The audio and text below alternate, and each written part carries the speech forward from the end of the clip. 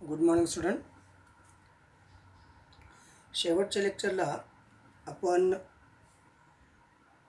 Entropy change in phase change या कन्सेप्टवरती discussion केलेलं होतं. या पॉईंटचं आपण डिस्कशन केलं होतं. आज आपल्याला सुरू करायचं आहे नवीन पॉईंट. आजचा जो पॉईंट आहे तो गिव्स फ्री एनर्जी. आता गिव्स फ्री एनर्जीची का गरज पडली, म्हणजे याच्या अगोदर आपण 2 प्रोसेस बघितल्या. त्यापैकी पहिली प्रोसेस होती एन्थाल्पी. एन्थाल्पी म्हणजे बेसिकली याला आपण एचने रिप्रेझेंट करतो, पण नुसता एच कॅल्क्युलेट करू शकत नाही, तर डेल्टा एच आपण कॅल्क्युलेट करतो. आणि त्याच्यानंतर दुसरी जी कन्सेप्ट होती त्याला म्हटलं आपण एन्ट्रॉपी. एन्ट्रॉपी त्याला आपण कॅपिटल एसने रिप्रेझेंट करतो. दॅट इज अ कॅपिटल, म्हणजे नुसता एस कॅल्क्युलेट करू शकत नाही, त्यासाठी आपण चेंज इन एन्ट्रॉपी कॅल्क्युलेट करू शकतो.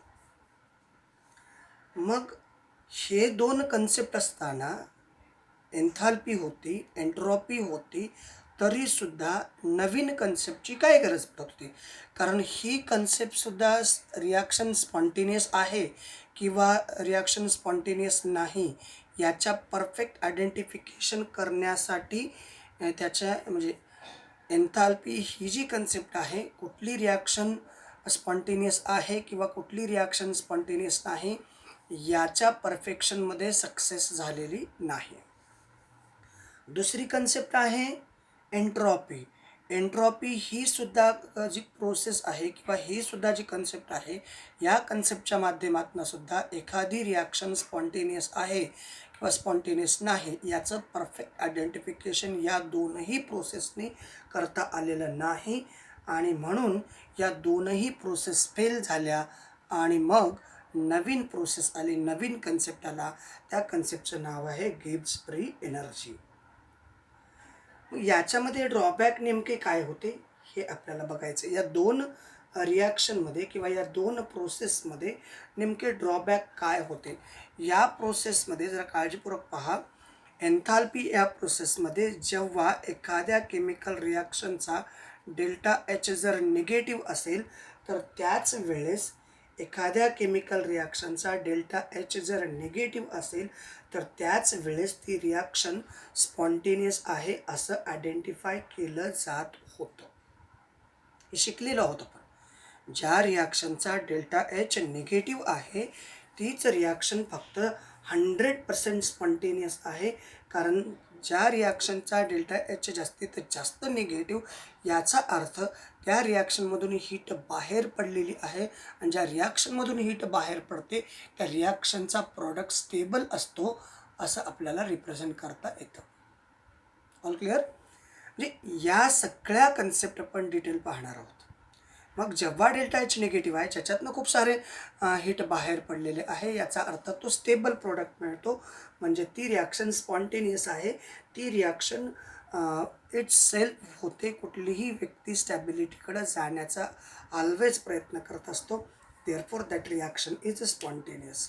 पण याच्यामध्ये प्रॉब्लेम आला, काही रिॲक्शनचा डेल्टा एच हा पॉझिटिव्ह असतानाही, काही रिॲक्शनचा डेल्टा एच हा पॉझिटिव्ह असतानाही ती रिॲक्शन स्पॉन्टेनियस आहे असं आपल्याला पाहायला मिळालेलं आहे. आता तुम्ही म्हणाल तर कोणती रिॲक्शन स्पॉन्टेनियसच्या बाबतीत? बघा, समजा वॉटर कन्सिडर करा. वॉटर हा सॉलिड स्टेटमध्ये, त्याला आपण आईस म्हणतो.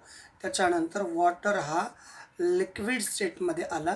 मग या ठिकाणी डेल्टा एच काय झाला? पॉझिटिव्ह. आणि त्याची एन्ट्रॉपी काय झाली? इन्क्रीज झाली. डेल्टा एस म्हणजे वॉटर हा सॉलिड स्टेटमध्ये होता, तेव्हा या वॉटरचं लिक्विड वॉटरमध्ये कन्व्हर्शन झालं, म्हणजे या वॉटरने हीट ॲब्सॉर्ब केली, तेव्हा लिक्विडमध्ये कन्वर्ट झाला. याचा अर्थ ही रिॲक्शन ऑटोमॅटिकली झाली, बाय इट सेल्फ झाली, म्हणजे ही रिॲक्शन स्पॉन्टेनियस आहे असं आपण म्हणू शकतो. इवन वॉटर लिक्विडमध्ये असणारा वॉटर गॅसियसमध्ये पण कन्वर्ट झालेला तुम्हाला पाहायला मिळालेला आहे. मग ही सुद्धा काय इट्स ओन प्रोसेस आहे. मग ही प्रोसेस म्हणजे या ठिकाणी 100% शुअर ज्या रिॲक्शनचा डेल्टा एच हा निगेटिव्ह आहे ती रिॲक्शन ॲटोमॅटिकली स्पॉन्टेनियस आहे, याच्याबद्दल काहीच शंका नाही.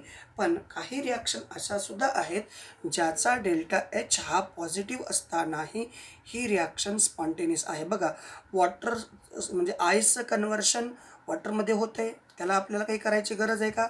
फक्त आईसला फक्त आईस एका पर्टिक्युलर टेम्परेचरमध्ये आला की त्याचं लिक्विडमध्ये. त्याचबरोबर वॉटरचं गॅसेसमध्ये कन्व्हर्शन करण्यासाठी आपण काही करतो का? नाही. That is a natural process, म्हणजे बाय इट सेल्फ होतात, याला आपण काही करत नाही. म्हणजे या दोनही रिॲक्शन स्पॉन्टेनियस आहेत.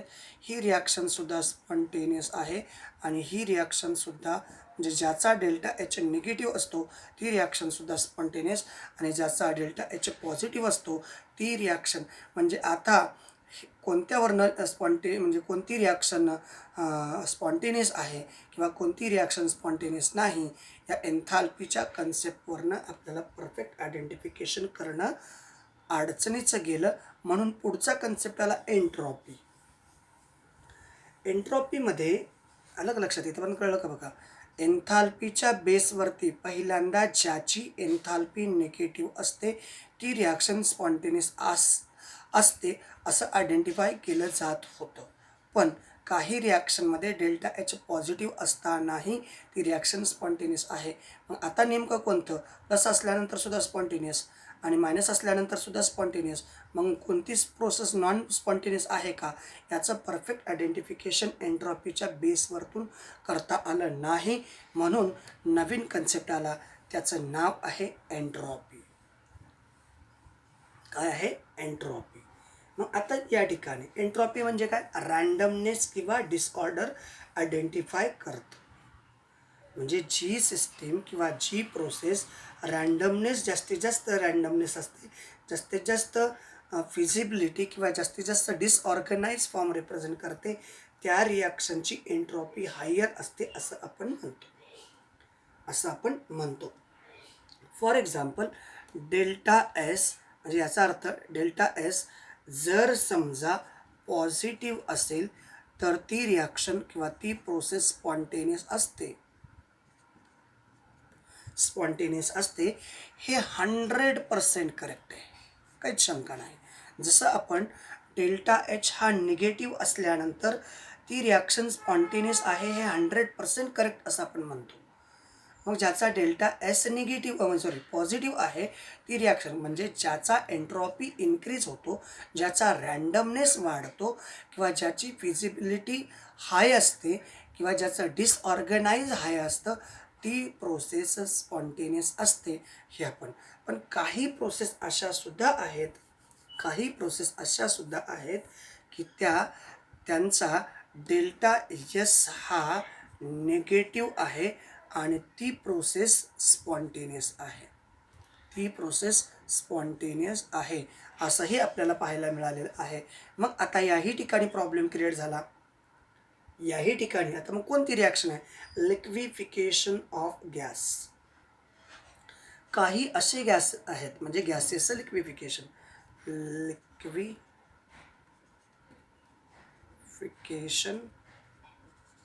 ऑफ गॅस म्हणजे गॅसचं कन्व्हर्शन लिक्विडमध्ये होणे, याला आपण लिक्विफिकेशन ऑफ गॅस म्हणतो. काही गॅसेसचं इझिली लिक्विफिकेशन होत असतं, लक्षात येते का बघा, काही गॅसेसचं अतिशय सहजरित्या लिक्विफिकेशन होतं. मग गॅसचं लिक्विफिकेशन होत असताना या ठिकाणी जेव्हा गॅसेस होता तेव्हा याची एन्ट्रॉपी ही पॉझिटिव्ह आहे. गॅसची एन्ट्रॉपी काय आहे? पॉझिटिव्ह आहे. पण जेव्हा गॅसचं लिक्विडमध्ये कन्व्हर्शन झालं तेव्हा डेल्टा एस काय झाला? निगेटिव्ह झाला.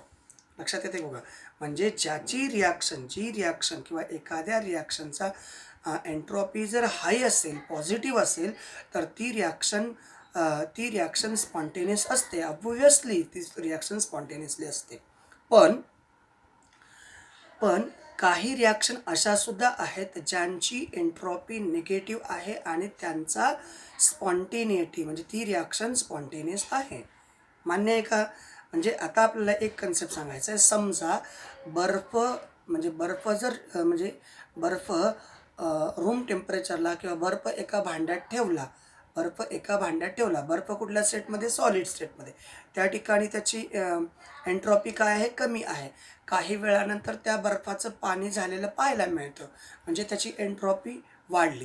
त्याला आपण काही केलं आहे का? नाही. म्हणजे ती रिॲक्शन कशी आहे? स्पॉन्टेनियस. आपण त्याला काहीही करत नाही, म्हणजे एंट्रॉपी इन्क्रीज होते. एंट्रॉपी इन्क्रीज होते म्हणजे एंट्रॉपी कशी झाली? प्लस. ज्याचा एंट्रॉपी म्हणजे ज्याचा रँडमनेस वाढतो, म्हणजे ज्याची एंट्रॉपी वाढते म्हणजे काय वाढतो? रँडमनेस वाढतो. आणि ज्याचा रँडमनेस वाढतो ती रिॲक्शन स्पॉन्टेनियस आहे. मग रँडमनेस कमी होत असेल तर नॉन स्पॉन्टेनियस. पण तसं नाही.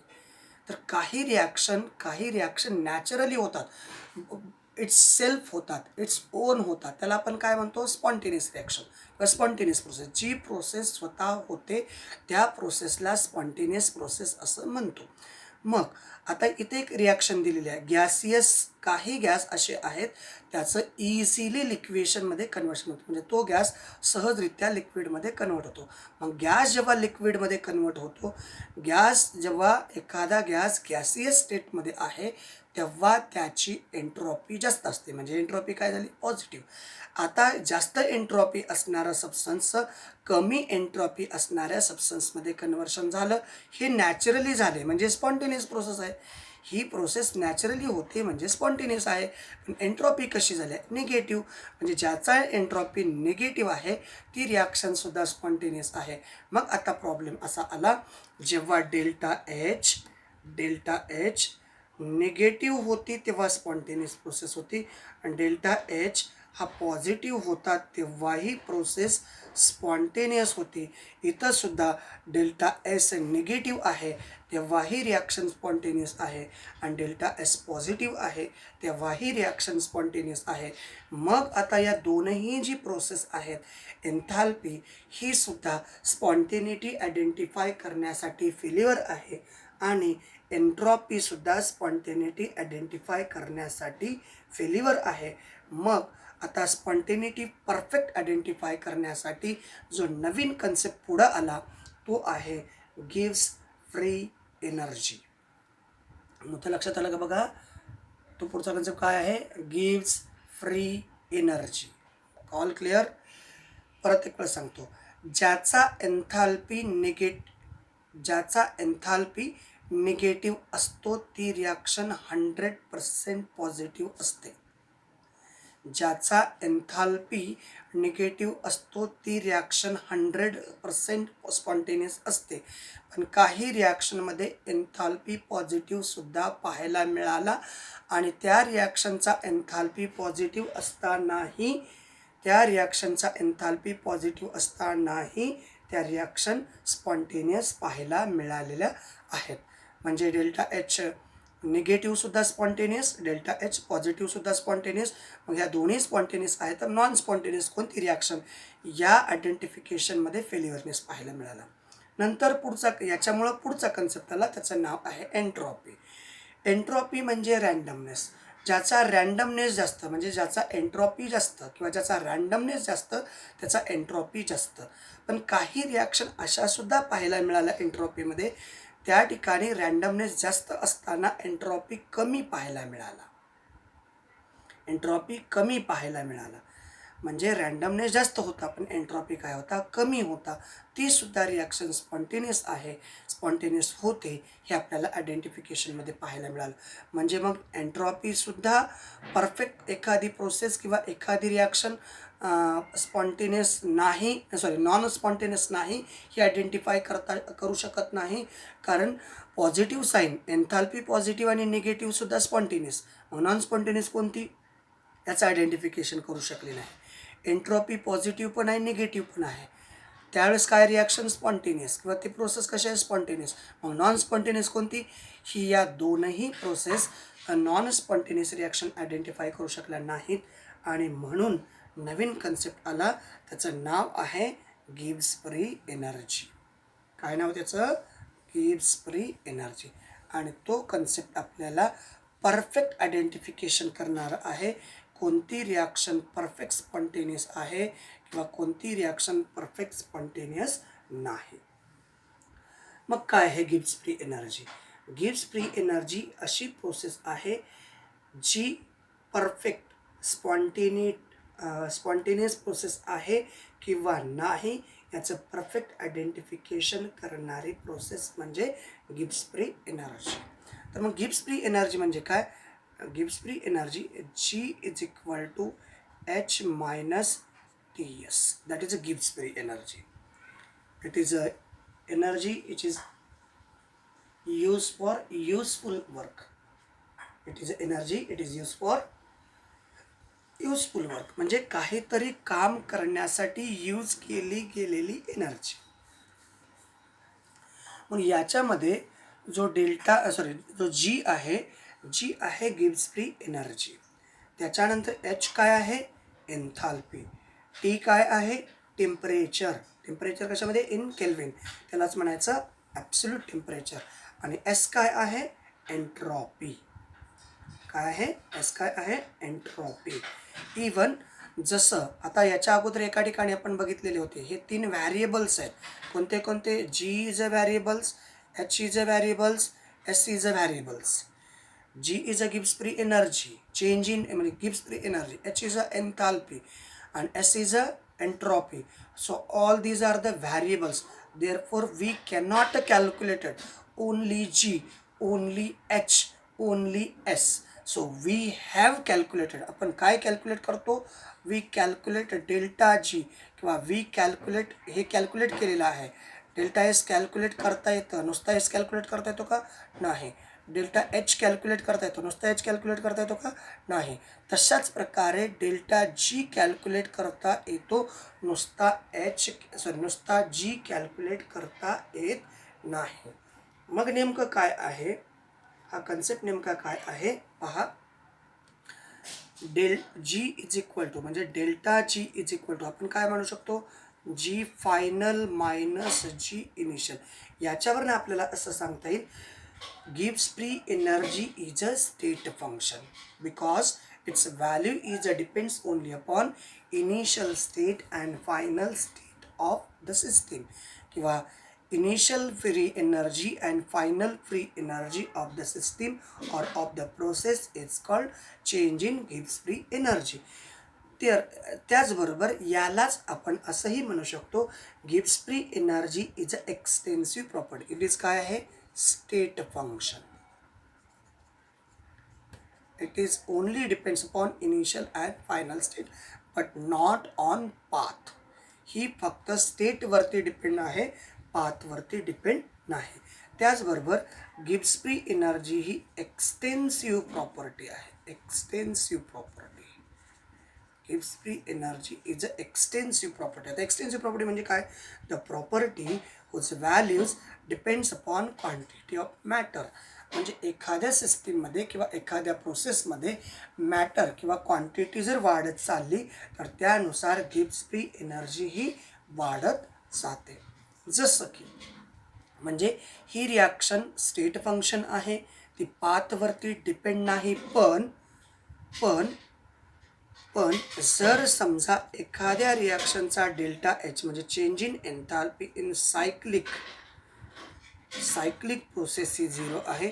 चेंज इन एन्ट्रॉपी सायक्लिक प्रोसेसची ही सुद्धा 0 असते. अगदी तशाच प्रकारे gives free energy in cyclic process हा सुद्धा 0 असतो. पण एक्सटेन्सिव्ह प्रॉपर्टी जर gives free energy extensive property आहे तर क्वांटिटी जर वाढली तर प्रॉपर्टी वाढते म्हणजे गिव्स फ्री एनर्जी वाढते. एखादी प्रोसेसची क्वांटिटी वाढली तर गिव्स फ्री एनर्जी इन्क्रीज होते. प्रोसेसची क्वांटिटी कमी झाली तर गिव्स फ्री एनर्जी कमी होते. तर अशा प्रकारे मग आता आपल्याला नुसता जी कॅल्क्युलेट करता येत नाही तर चेंज इन गिव्स फ्री एनर्जी आपल्याला कॅल्क्युलेट करता येते, त्याची व्हॅल्यू कॅल्क्युलेट करता येते. मग ते कॅल्क्युलेट करण्यासाठी हे इक्वेशन कसं तयार होतं? तर हे इक्वेशन असं तयार होतं. चेंज इन गिव्स free energy is equal to change in heat minus change in T S. Change in T S. अलग लक्षात.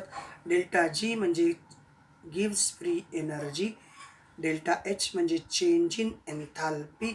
त्याचबरोबर जर समजा टेम्परेचर कॉन्स्टंट असेल, जर समजा टेम्परेचर कॉन्स्टंट असेल तर हे equation delta G is equal to delta H, G term constant आहे ती बाहेर, डेल्टा एस असं इक्वेशन तयार होत असतं. पण जनरली कोणतीही रिॲक्शन एका फिक्स टेम्परेचरला आणि एका फिक्स प्रेशरला होत असते. All clear. त्याला म्हणजे ती रिॲक्शन समजा 100ला चालू आहे तर कंटिन्युअसली 100ला ती मेंटेन करावी लागते तेव्हा. म्हणजे रिॲक्शनचं टेम्परेचर वाढलं म्हणून बाहेरचं टेम्परेचर वाढलं किंवा कमी झालं असं होत नाही. एखादी रिॲक्शन फिक्स टेम्परेचरला कॅरी करावी लागते किंवा फिक्स प्रेशरलाच कॅरी केली जाते. ही जनरल प्रोसेस आहे. पण जर टेम्परेचर जर कॉन्स्टंट असेल, जर टेम्परेचर बदलत नसेल तर त्यावेळेस गिब्स फ्री एनर्जीचं equation delta G is equal to delta H minus T delta S असं येतं. मग गिब्स फ्री एनर्जी काय आहे? It is a useful work of system. It is useful work of system. जर समजा यालाच आणखी काय म्हणतात? Gibbs Helmholtz function. Gibbs Helmholtz function. या इक्वेशनलाच गिब्स हेल्महोल्ट्ज फंक्शन असं म्हणतात. हे फंक्शन काय? Delta G is equal to delta H minus T delta S. याच्यामध्ये सगळ्यात महत्त्वाचं आहे Gibbs free energy is most important. कारण का ज्यावेळेस डेल्टा जी ज्यावेळेस निगेटिव्ह आहे, डेल्टा जीची व्हॅल्यू ज्यावेळेस निगेटिव्ह आहे तेव्हा ती एनर्जी तेवढं वर्क करते. ती एनर्जी तेवढं वर्क सिस्टीम होते. डेल्टा जी जेव्हा निगेटिव्ह असेल तेव्हा युजफुल वर्क सिस्टीम करत असते. फॉर एक्झाम्पल डेल्टा जी हा -100 किलो जूल आहे तर वर्क युजफुल वर्क किती होतं? +100 किलो जूल युजफुल वर्क होत असतं. आणि जेव्हा डेल्टा जी जेव्हा मायनसमध्ये किलो जूलमध्ये तेवढ्या जास्त प्रमाणात वर्क करते म्हणजे ती प्रोसेस कशी आहे? स्पॉन्टेनियस प्रोसेस आहे असं आपल्याला आयडेंटिफाय करता येतं. मग एखाद्या केमिकल रिॲक्शनचा डेल्टा जी जर पॉझिटिव्ह असेल, समजा 50 पॉझिटिव्ह आहे तर डब्ल्यू म्हणजे युजफुल वर्क हा निगेटिव्ह असतो. म्हणजे एवढं वर्क सिस्टीम कमी करते, हे एवढं वर्क जास्त करते आहे. 100 किलो जूल एवढं वर्क जास्त करते आहे आणि इथं किलो जूलमध्ये एवढं वर्क कमी होते. म्हणजे युजफुल कोणते आहे? हे युजफुल आहे. म्हणजे ज्या रिॲक्शनमध्ये किंवा ज्या प्रोसेसमध्ये डेल्टा जीची व्हॅल्यू मायनस असते, ज्या प्रोसेसमध्ये डेल्टा जीची व्हॅल्यू मायनस असते, फक्त आणि फक्त ती प्रोसेस स्पॉन्टेनियस असते. All clear. आता तुम्ही म्हणाल असाल सर मग आपण W is equals to -p delta V या फॉर्म्युल्याचा या ठिकाणी अर्थार्थ हे ॲक्च्युअल वर्क आहे आणि हे त्या सिस्टीममधले लपलेलं वर्क आहे, दडलेलं वर्क आहे, ज्याचं आपण ऑब्झर्वेशन या फॉर्म्युल्याच्या माध्यमातून करणार आहोत. कळते का? बघा, हे वर्क लपलेलं आहे, हे वर्क दडलेलं आहे. त्यानुसार ही रिॲक्शन आपल्याला आयडेंटिफाय करता येते. चला, इथंपर्यंत कळलं. मग आता आपल्याला याच्यावरनं काही आयडेंटिफिकेशन करायचे आहेत आणि काही आयडेंटिफिकेशन नंतर गिब्स फ्री एनर्जीचा पॉईंट ओव्हरऑल संपून जातो. लक्षात आलं? म्हणजे ज्या रिॲक्शनचा डेल्टा जी किंवा ज्या प्रोसेसचा डेल्टा जी हा निगेटिव्ह असतो ती रिॲक्शन 100% स्पॉन्टेनियस असते. जर पॉझिटिव्ह असेल तर ती रिॲक्शन नॉन स्पॉन्टेनियस आहे असं आपण म्हणू शकतो. म्हणजे आता परफेक्ट आयडेंटिफिकेशन झालं की एंट्रॉपी, एन्थाल्पी, त्याच्यानंतर जे गिब्स फ्री एनर्जी आलेलं आहे तो Gibbs free energy perfect identification करतो की रिॲक्शन कोणती स्पॉन्टेनियस आहे किंवा कोणती स्पॉन्टेनियस नाही. मग त्याच्यासाठी आपण काही कंडिशन पहा. इथं लिहू आपण डेल्टा एच, या ठिकाणी लिहू डेल्टा एस, आणि इकडं लिहू delta G is equal to delta H minus T delta S. हे सगळे आपण फॉर्म्युले लिहिले. आता याच्यामध्ये आपल्याला आयडेंटिफाय करायचं की ज्या वेळेस आपल्याला एवढं पक्कं झालं की जर डेल्टा जीची व्हॅल्यू निगेटिव्ह आली तर ती रिॲक्शन स्पॉन्टेनियस आहे. मग आता या दोघांच्या फेवरेबल कंडिशन, पहिल्या फेवरेबल कंडिशन कोणत्या? फेवरेबल कंडिशन, याची पण फेवरेबल कंडिशन, म्हणजे याची फेवरेबल कंडिशन काय? डेल्टा एचची फेवरेबल कंडिशन काय आहे स्पॉन्टेनिटी आयडेंटिफाय करण्यासाठी? डेल्टा एचची व्हॅल्यू जेव्हा निगेटिव्ह असते तेव्हा त्याची फेवरेबल कंडिशन आहे की ती रिॲक्शन स्पॉन्टेनियस आहे. आणि डेल्टा एसची व्हॅल्यू पॉझिटिव्ह आहे, ही सुद्धा फेवरेबल कंडिशन आहे. जेव्हा या दोन व्हॅल्यू म्हणजे ही फेवरेबल कंडिशन आहे, ही पण फेवरेबल कंडिशन आहे, आणि या फेवरेबल कंडिशनवरून आपल्याला डेल्टा जीची व्हॅल्यू कॅल्क्युलेट करायची आहे. मग आपण हा फॉर्म्युला ठेवला. हा फॉर्म्युला कोणता? Delta G is equal to delta H minus T delta S. याच्यावरून आपल्याला ठरवायचं ही फेवरेबल, म्हणजे या इक्वेशनमधला डेल्टा एच फेवरेबल आहे, डेल्टा एस फेवरेबल आहे ॲट गिवन टेम्परेचरला, आणि त्या दोन फेवरेबल असतील तर गिब्स फ्री एनर्जी काय असते तर त्याच्याबद्दल आपण माहिती पाहणार आहोत. Delta G is equal to, याची कंडिशन काय आहे? निगेटिव्ह, इथं आला निगेटिव्ह, त्याचबरोबर टी इंटू याची कंडिशन काय आहे? पॉझिटिव्ह, बरोबर ना, याची व्हॅल्यू काय? पॉझिटिव्ह. हे काय झालं? Positive negative negative. Delta G is equals negative, या दोघांचं मल्टिप्लिकेशन निगेटिव्ह, म्हणजे एकत्रितपणे डेल्टा जी काय आला? निगेटिव्ह आला. म्हणजे जेव्हा डेल्टा एच फेवरेबल आहे, डेल्टा एस फेवरेबल आहे, तेव्हा गिब्स फ्री एनर्जीची व्हॅल्यू निगेटिव्ह आली. जर गिब्स फ्री एनर्जीची व्हॅल्यू म्हणजे या ठिकाणी डेल्टा जीची व्हॅल्यू जर निगेटिव्ह असेल तर ती रिॲक्शन कशी आहे? स्पॉन्टेनियस आहे असं आपण म्हणतो. ह्या झाल्या पहिल्या कंडिशन. आता आपण दुसरी कंडिशन अशी ठेवू की दोन्ही नॉन फेवरेबल आहेत. हे फेवरेबल आहेत, आता दोन्ही काय ठेवायच्यात? Non favourable. तेव्हा डेल्टा जीची व्हॅल्यू काय येते? मग आता आपण नॉन फेवरेबल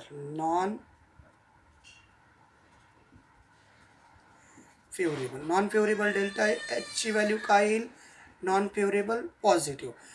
त्याचबरोबर नॉन फेवरेबल, त्यावेळेस डेल्टा एसची व्हॅल्यू काय येईल? निगेटिव्ह, बरोबर ना. ह्या दोन ही फेवरेबल आहे, याच्या अपोजिट म्हणजे नॉन फेवरेबल, ही फेवरेबल आहे, याच्या अपोजिट म्हणजे नॉन फेवरेबल.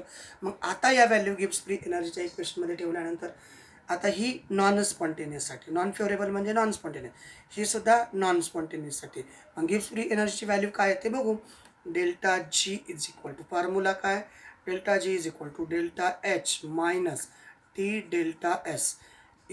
याची व्हॅल्यू काय? प्लस, इथं काय? मायनस, हा झाला टी ब्रॅकेटमध्ये, इथं आला मायनस, त्याच्यानंतर इज इक्वल टू, हा झाला प्लस, त्याच्यानंतर इथं मायनस मायनस होईल प्लस, प्लस इथं ह्या दोन व्हॅल्यू आल्या. मग हे काय? Delta G is equal to काय व्हॅल्यू आली? पॉझिटिव्ह. म्हणजे ही काय? Non spontaneous. जरा काळजीपूर्वक पहा. ठीक आहे, या कंडिशनला रिॲक्शन होत होती, या कंडिशनला तिकडं रिॲक्शन कुठं? एन्थाल्पीमध्ये या कंडिशनला रिॲक्शन स्पॉन्टेनियस होती. एन्ट्रॉपीमध्ये या कंडिशनला सुद्धा रिॲक्शन स्पॉन्टेनियस होती. तरीसुद्धा गिब्स फ्री एनर्जी सांगते जरी एन्थाल्पी पॉझिटिव्ह असली, एन्ट्रॉपी निगेटिव्ह असली, तरी ती रिॲक्शन किंवा ती प्रोसेस नॉन स्पॉन्टेनियस आहे, कारण त्या रिॲक्शनचा गिब्स फ्री एनर्जी काय येतो? पॉझिटिव्ह येतो. आणि ज्यावेळेस गिब्स फ्री एनर्जी पॉझिटिव्ह येतो, डेल्टा जीची व्हॅल्यू जेव्हा पॉझिटिव्ह येते तेव्हा ती रिॲक्शन नॉन स्पॉन्टेनियस आहे असं आपण आयडेंटिफाय करत असतो. लक्षात आलं का बघा इथंपर्यंत? हे सगळे कॅल्क्युलेशन तुम्हाला कळाले असतील. आता याच्यामध्ये तिसरी कंडिशन आपल्याला बघायचं आहे. जर समजा आता यामध्ये दोनही फेवरेबल होत्या आणि या ठिकाणी दोनही नॉन फेवरेबल होत्या. त्यावेळेस जेव्हा दोन्ही फेवरेबल होत्या तेव्हा गिब्स फ्री एनर्जी फेवरेबलच आला म्हणजे स्पॉन्टेनियस आला. जेव्हा दोन्ही कंडिशन नॉन फेवरेबल होता तेव्हा गिब्स फ्री एनर्जीसुद्धा नॉन फेवरेबल आला म्हणजे नॉन स्पॉन्टेनियस रिॲक्शन. आता आपल्याला बघायचं आहे, जर याच्यामधली एक कंडिशन फेवरेबल आहे, दुसरी कंडिशन फेवरेबल नसेल तर त्यावेळेस गिब्स फ्री एनर्जी काय असू शकते याच्याबद्दल आपल्याला थोडीशी चर्चा करायची आहे. चला ओके, तर त्याच्याबद्दल आपण थोडीशी चर्चा करू.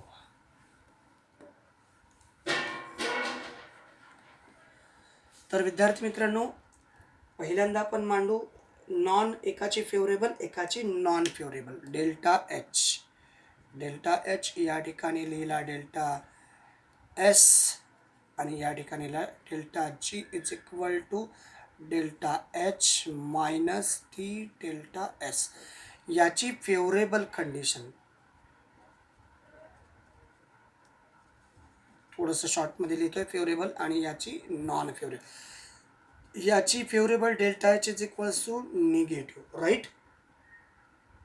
याची फेवरेबल आहे delta H is equal to काय आहे, निगेटिव्ह. आणि याची non favourable delta S is equal to काय, delta S is equal to याची सुद्धा निगेटिव्ह येते. All clear. मग त्यावेळेस गिब्स फ्री एनर्जीच्या काय कंडिशन होतात, त्यावेळेस गिब्स फ्री एनर्जीच्या काय कंडिशन होतात ते आपल्याला ठरवायचं.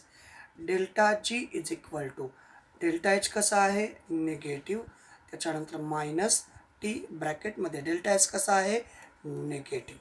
All clear. Delta G is equal to इथं निगेटिव्ह, डेल्टा एस हा काय झाला, डेल्टा एच इथं आला पॉझिटिव्ह, मायनस मायनस प्लस झाला. आता थोडंसं काळजीपूर्वक पहा. जर आपल्याला ही रिॲक्शन स्पॉन्टेनियस आहे असं कधी म्हणता येईल जेव्हा ही व्हॅल्यू याच्यापेक्षा जास्त असेल. ही व्हॅल्यू फॉर एक्झाम्पल -200 आणि +50, -200 +50 असं जर असेल तर या ठिकाणी -150 आणि ज्याचा गिब्स फ्री एनर्जी मायनसमध्ये असेल तर ती रिॲक्शन काय आहे, स्पॉन्टेनियस आहे.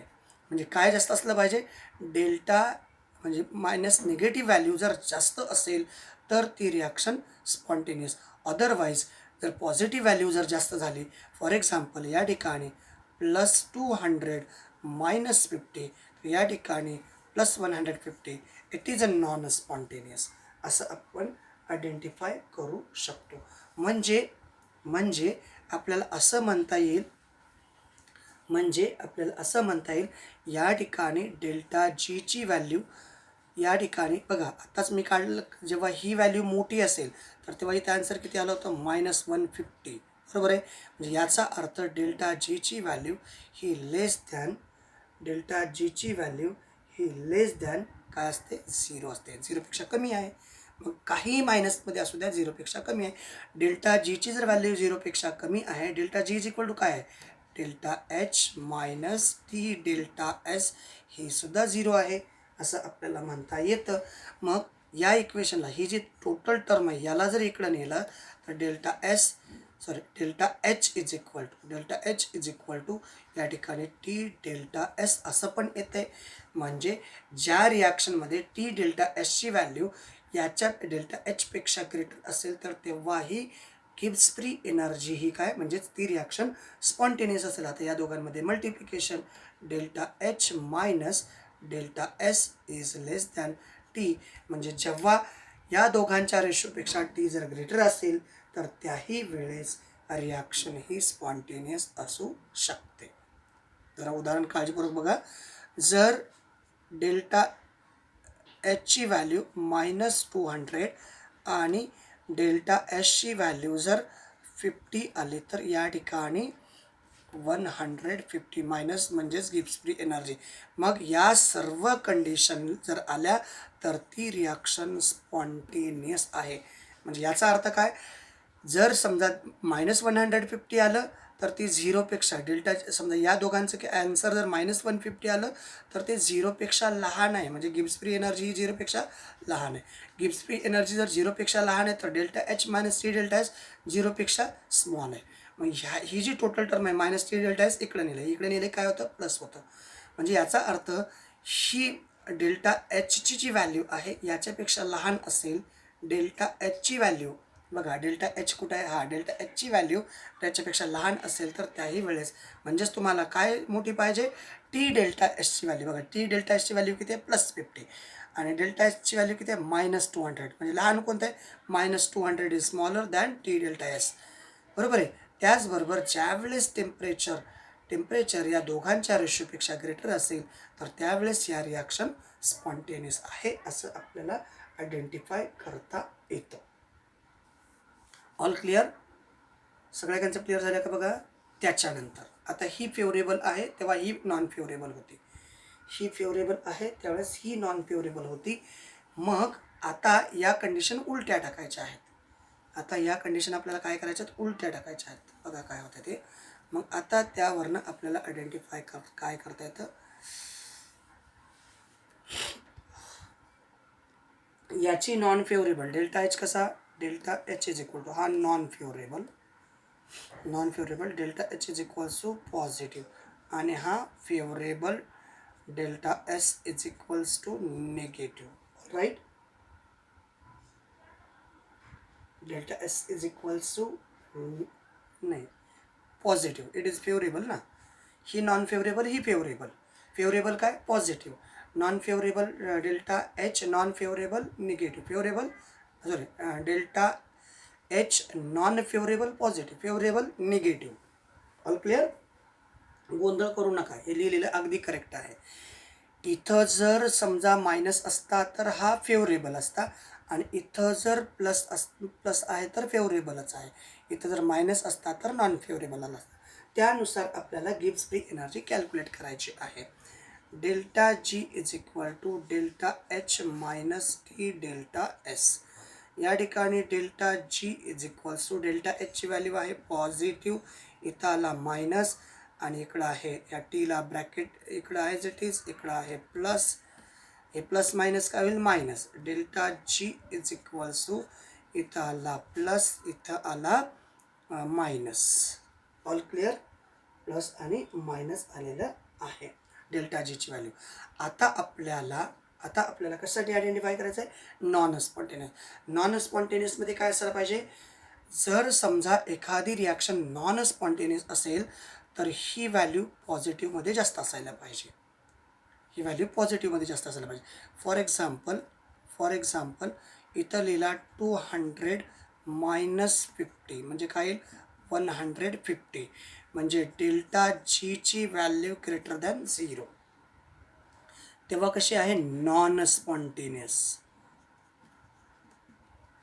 त्यावेळेस रिॲक्शन कशी आहे, नॉन स्पॉन्टेनियस आहे. All clear? सगळ्यांना कळते का बघा. तेव्हा रिॲक्शन कशी आहे, नॉन स्पॉन्टेनियस. मग आता आपण या ठिकाणी त्यांच्या व्हॅल्यू पुटअप करू.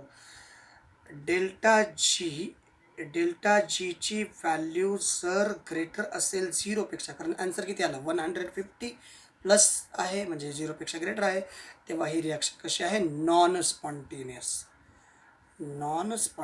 आहे. डेल्टा जी म्हणजेच काय, delta H minus T delta S हा सुद्धा ग्रेटर आहे, त्यावेळेस ही रिॲक्शन याला तिकडं लिहू, डेल्टा एच हा ग्रेटर आहे, टी डेल्टा एस त्याही वेळेस नॉन स्पॉन्टेनियस रिॲक्शन आहे. मग इकडं आपण असं करू, delta H minus delta S is greater than T. तर याही परिस्थितीमध्ये काय आहे की या रिॲक्शन नॉन स्पॉन्टेनियस आहेत. म्हणजेच डेल्टा जीची व्हॅल्यू जर निगेटिव्ह असेल तर स्पॉन्टेनियस, डेल्टा जीची व्हॅल्यू जर पॉझिटिव्ह असेल तर नॉन स्पॉन्टेनियस. याला म्हणू आपण स्पॉन्टेनियस, याला म्हणू आपण नॉन स्पॉन्टेनियस. आणि डेल्टा जीची व्हॅल्यू जर 0 असेल तर त्याला आपण इक्विलिब्रियम असं म्हणत असतो. तर अशा प्रकारच्या या सगळ्या व्हॅल्यू आहेत. म्हणजे हे जर असं रिप्रेझेंट करायचं असेल तर delta G is less than 0, त्याचबरोबर delta G is greater than 0, delta G is greater than 0 आणि delta G is equal to 0. ही तिसरी कंडिशन आहे. All clear.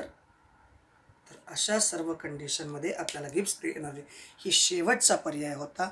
ज्या शेवटच्या पर्यायामुळं तुम्हाला ही रिॲक्शन स्पॉन्टेनियस आहे किंवा नॉन स्पॉन्टेनियस आहे हे परफेक्ट आयडेंटिफाय करता येते. चला ओके, या सगळ्या कन्सेप्ट आपल्याला क्लिअर झाल्या असतील अशी अपेक्षा ठेवू आणि या ठिकाणी थांबूयात. थँक्यू. Thanks a lot.